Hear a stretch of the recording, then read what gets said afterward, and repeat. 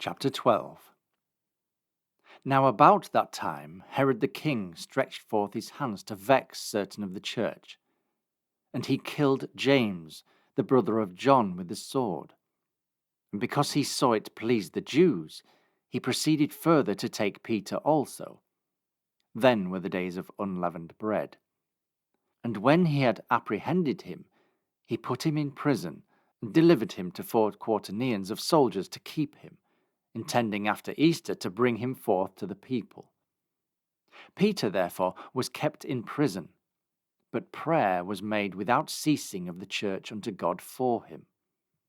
And when Herod would have brought him forth, the same night Peter was sleeping between 2 soldiers, bound with 2 chains, and the keepers before the door kept the prison. And behold, the angel of the Lord came upon him, and a light shined in the prison. And he smote Peter on the side, and raised him up, saying, Arise up quickly. And his chains fell off from his hands. And the angel said unto him, Gird thyself, and bind on thy sandals. And so he did. And he saith unto him, Cast thy garment about thee, and follow me. And he went out and followed him, and wist not that it was true which was done by the angel, but thought he saw a vision. When they were past the first and the second ward, they came unto the iron gate that leadeth unto the city, which opened to them of his own accord. And they went out, and passed on through one street, and forthwith the angel departed from him. And when Peter was come to himself, he said, Now I know of a surety that the Lord hath sent his angel, and hath delivered me out of the hand of Herod, and from all the expectation of the people of the Jews. And when he had considered the thing, he came to the house of Mary, the mother of John, whose surname was Mark, where many were gathered together praying. And as Peter knocked at the door of the gate, a damsel came to hearken, named Rhoda. And when she knew Peter's voice, she opened not the gate for gladness, but ran in and told how Peter stood before the gate. And they said unto her, Thou art mad.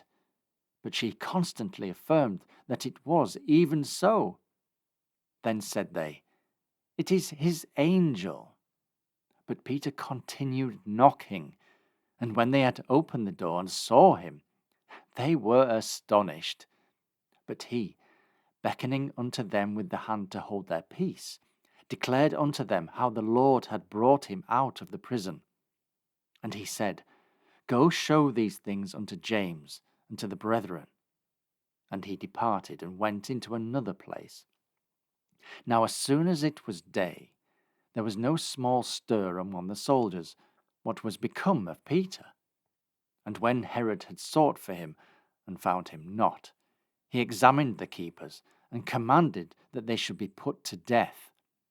And he went down from Judea to Caesarea, and there abode.